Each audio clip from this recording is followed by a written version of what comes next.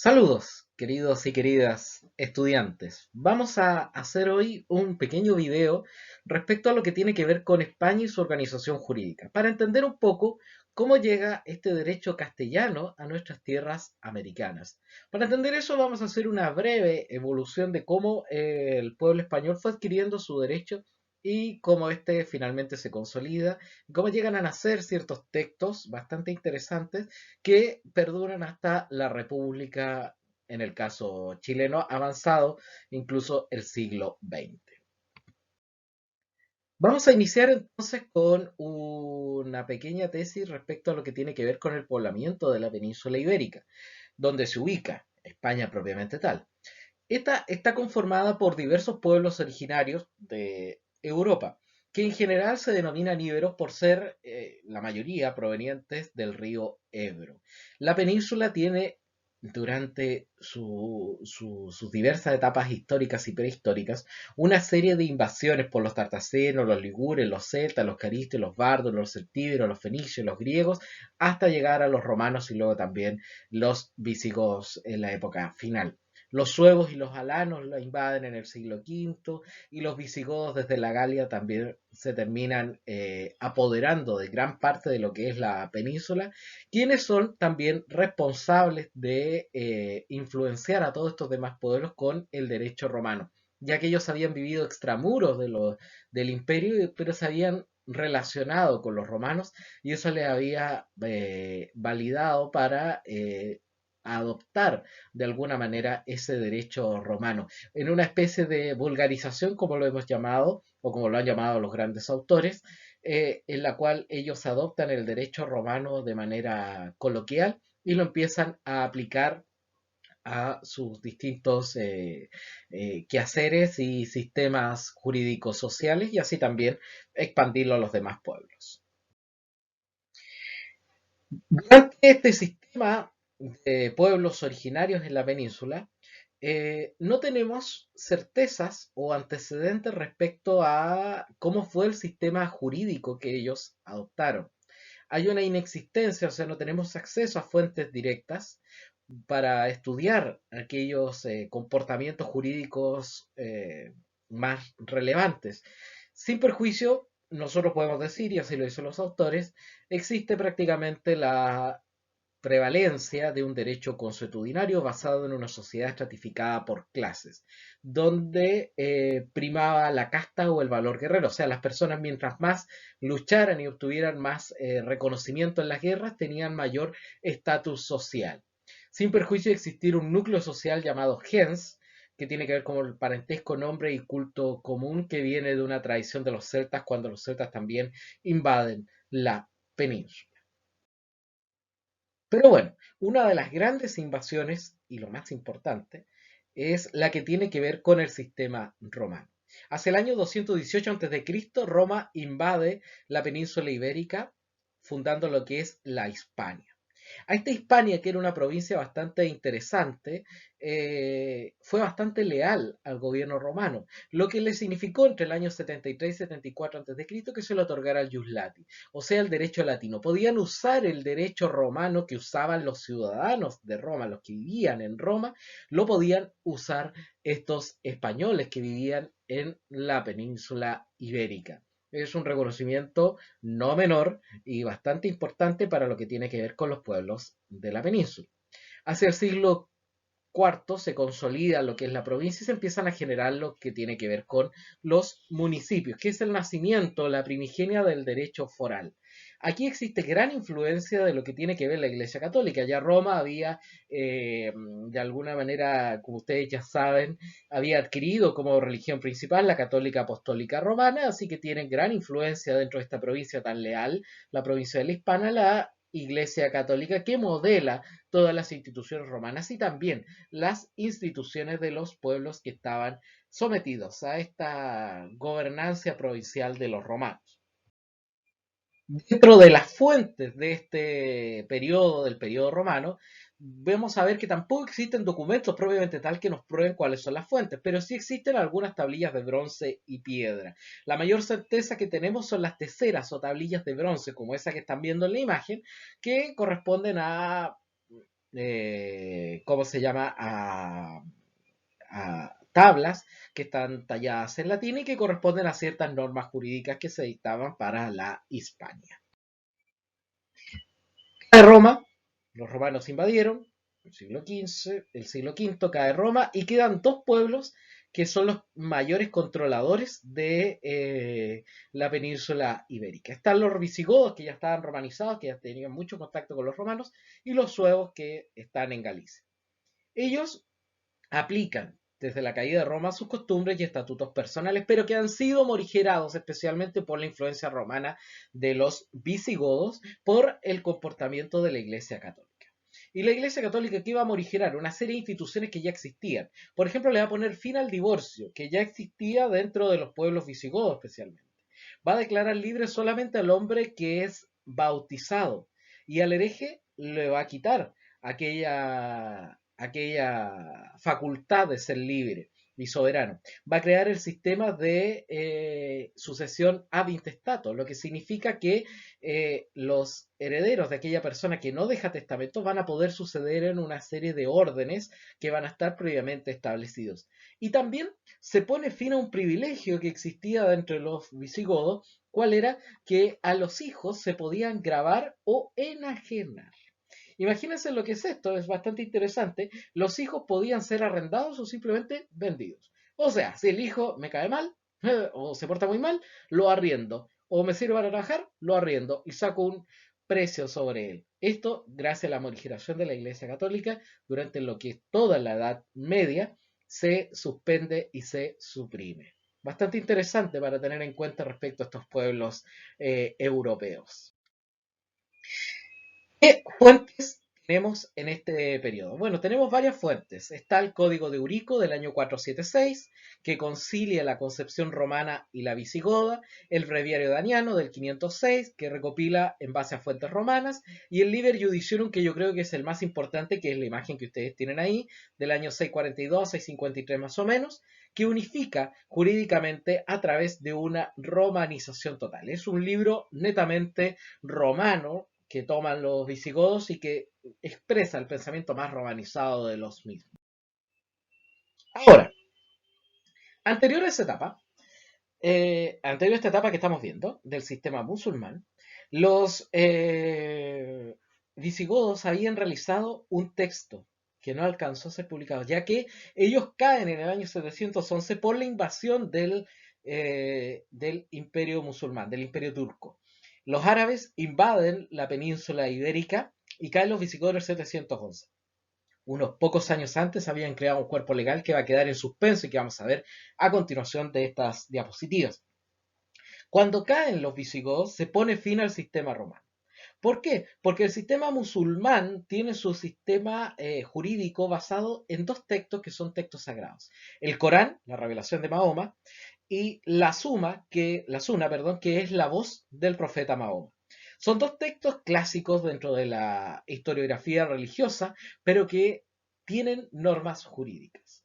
No vamos a estudiar específicamente el tema musulmán, pero sí podemos decir cuáles son las influencias que, por ejemplo, nos deja el Corán hasta el día de hoy, nosotros, nuestra occidentalidad cristiana. Por ejemplo, el tema de los notarios, la parcería agrícola, la legislación sobre los riegos, la prenda con usufructo, la separación de bienes en el matrimonio y la barraganía, que significa una relación de pololeo antes del noviazgo y antes del matrimonio, son situaciones, instituciones, como es el caso de los notarios, que se establecen desde el Corán.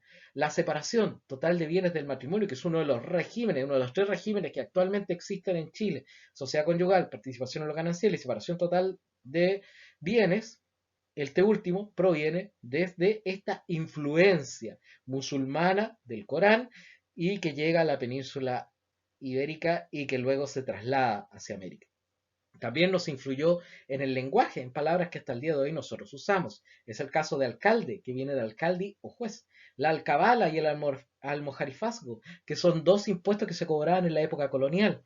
El término alguacil, el término tarifa, alhaja, para referirse a las joyas. Son términos que hasta el día de hoy son de origen árabe y que perviven en nuestro vocabulario todavía. y que provienen de este periodo de la invasión musulmana en la península ibérica. ¿Qué fuentes tenemos en este periodo? Bueno, en la etapa musulmán, obviamente tenemos los textos sagrados, el Corán y la Suna, como hemos visto. Pero los españoles no se quedaron tranquilos. Habían sido conquistadas sus tierras y era necesario reconquistarlas. Se armaron ejércitos y ciertos reyes iban pueblo por pueblo sacando a los musulmanes y liberándolos. Esa es la etapa de reconquista. Cada vez que un rey o un ejército liberaba a un pueblo, suscribía unas llamadas cartas puebla, que eran contratos colectivos entre el rey y las poblaciones liberadas, que surgen en el siglo XI. Eran contratos colectivos en el cual el rey asumía ciertas funciones y la población asumía ciertos deberes, garantizándole ciertos derechos. Son los primeros atisbos del derecho municipal que nacen en el 824 y es la legislación foral final que nace en el siglo X en adelante. Si ustedes recuerdan cuando estudiaron a los comentaristas cuando toman el corpus juris lo interpretan y lo llevan a esos elementos de la legislación foral. Bueno, lo llevan a estos elementos, a estos justos elementos. Fíjense en los siglos. Estamos más o menos en los mismos siglos de los aristas y comentadores.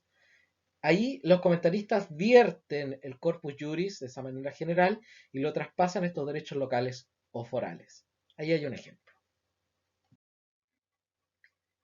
Vamos a ver qué pasa. Yo les explicaba que antes de que llegaran los musulmanes, en el siglo VII, los visigodos habían creado un texto que se llamó el Fuero Juzgo. Ese libro, obviamente, no se aplicó durante la invasión musulmana a la península ibérica, sino que se aplicó después de que se reconquistó la península ibérica. Fue un texto que quedó en suspenso, que quedó entre paréntesis. ¿Qué tenía este texto? Bueno, este libro, el Fuero Juzgo, que ahí hay unas imágenes de él, o llamado libro de los jueces, Codex Legorum, Liber Gotorum, Forum Judiciorum, es la unión de las razas que existían en la península ibérica en una ley común. Como les decía, nace antes de la invasión musulmana y se aplica en la reconquista como un fuero local. Cada vez que se iban haciendo estas cartas pueblas, se iba aplicando este fuero juzgo. Al final fue una aplicación como por gotitas, por gotario. Cada pueblito que iba siendo liberado, que tenía estas cartas pueblas, iba siendo aplicado este fuero juzgo que había quedado en suspenso mientras los musulmanes estaban en la península ibérica. Este fue la base de lo que después fue el fuero real y fue una obra gigantesca. Los autores clásicos lo definen con esta frase que es muy genial. Era muy germano para lo romano y muy romano para las costumbres visigodas. O sea, era muy de derecho visigodo, de costumbres visigodas para lo legalista romano. Y era muy romano, muy legalista, para las costumbres consuetudinarias del pueblo visigodo. Era una mezcla perfecta de las distintas razas, como les decía, que existían en la península ibérica. Fue la unión más perfecta de esas razas con el derecho romano. Fue la unión necesaria y esencial para entender la romanización de los pueblos de la península ibérica. Sin embargo, uno de los textos más importantes que existen dentro de esta evolución de España es el texto que se llama Las Siete Partidas, que fue escrito por Alfonso X el Sabio, rey de Castilla, y recoge la labor de la escuela de Bolonia en menosprecio al derecho local. ¿Quiénes estaban en la escuela de Bolonia? Ustedes deben recordarlo. Está la escuela de Bolonia, en la que estudia el Corpus Juris, que se encontró extrañamente, de forma misteriosa, pero que salió, se redescubrió, produjo el renacimiento jurídico en el siglo XI y que se estudió en la escuela de Bolonia, primero por el sistema de los glosadores exegéticos y luego por los comentaristas que interpretaban. Por tanto, las 7 partidas, perdón, se sale de este derecho foral, este derecho propio de cada uno de los pueblos que iba siendo particular para cada reino y por fin se empieza a hacer una legislación general basada en el derecho romano también. Se redacta entre 1256 y 1265 y recepcionó y adaptó el Jus Comuni, que era lo que estaban trabajando ya glosadores y comentaristas en la escuela de Bolonia, por ejemplo. Tuvo como fuente el Corpus Juris, obviamente a los glosadores, a los canonistas, las leyes canónicas, la filosofía de Aristóteles, de Séneca, de Boés y Santo Tomás de Aquino, que ustedes ya a esta altura han de comprender bastante. Es un libro que está dedicado a materias eclesiásticas, tiene un texto, dentro de estas 7 partidas, tiene un libro dedicado a materia eclesiástica, 3 a derecho procesal, uno a derecho de familia, uno a derecho penal y otro libro dedicado a sucesiones. Todo de manera general. Y ojo, este libro tiene una característica bastante interesante. Cada primera palabra de cada partida, son 7, tiene como letra inicial la que corresponde al nombre de su redactor, el rey Alfonso X. La primera partida parte con A, la segunda con L, la tercera con F, la cuarta con O, la quinta con N, la sexta con S y la séptima con O, formando las 7 partidas su palabra inicial, el nombre de Alfonso. Por eso, por ahí en la historia se trata a este texto como un texto también cabalístico y bastante misterioso, cosa que no nos corresponde en este minuto a hablar, ya que estamos en otras situaciones. Pero este personaje, Alfonso X el Sabio, ¿quién fue? Me gustaría que lo conocieran, me gustaría que lo tomaran en cuenta de alguna manera. Él fue el Justiniano del derecho español. Para llamarse el Justiniano del derecho español, para que los autores lo llamen así, significa que fue un hombre bastante inteligente. Nació en Toledo en 1221 y muere en Sevilla en 1284. Es hijo de Fernando III el Santo y de Beatriz de Suabia, una princesa alemana. Este personaje estudió astrología, los secretos de la magia, el ajedrez, el juego de damas, entre otros. Fue literato, enciclopedista, historiador, compilador de leyes, músico y poeta. Entre sus obras jurídicas ahí está El Setenario, El Fuero Real, El Espéculo, El Espejo de las Leyes, Las 7 partidas, entre otros. Es un hombre universal, es un humanista completamente, es un humanista del siglo XIII, bastante interesante de analizar. Es un jurista de verdad. Incluso tiene obras musicales y poéticas. Por ahí viajen en YouTube y busquen las Cánticas de Santa María. Es una obra medieval, de música medieval, que les puede interesar. Es música relajante, es música tranquila, puede servir incluso para estudiar. La compuso Alfonso X el Sabio. Es un hombre integral, es un jurista integral que fue capaz de crear un texto que pervivió y pervive hasta el día de hoy, ya sea como texto de estudio, como texto de aplicación general. Así me gustaría que ustedes fueran, como Alfonso X el Sabio, un gran jurisconsulto.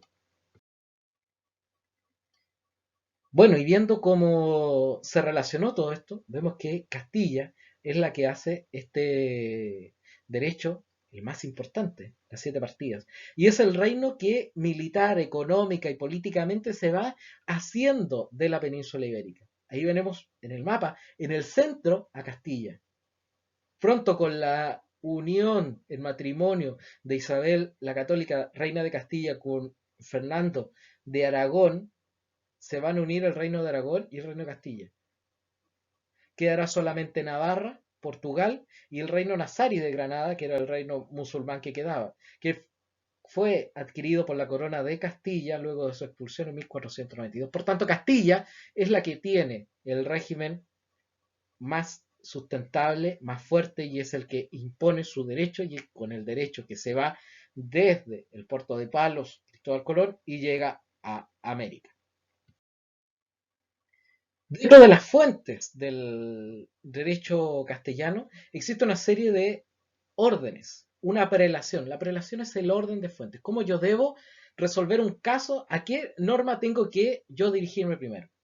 No es la idea que se aprendan esto de memoria, pero sí que lo tengan presente, que existía un orden de cosas, que va desde lo particular a lo general.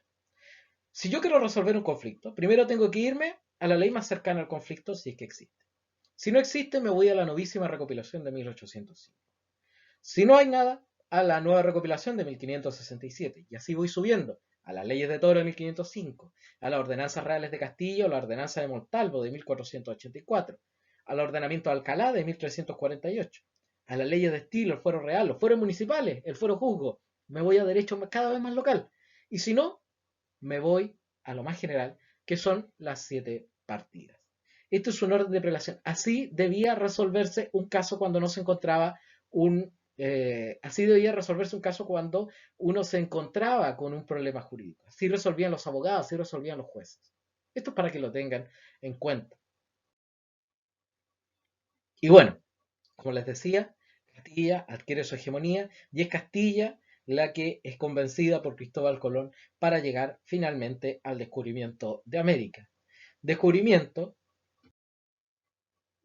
que va a traer consigo la adopción de parte del régimen jurídico castellano a nuestras tierras.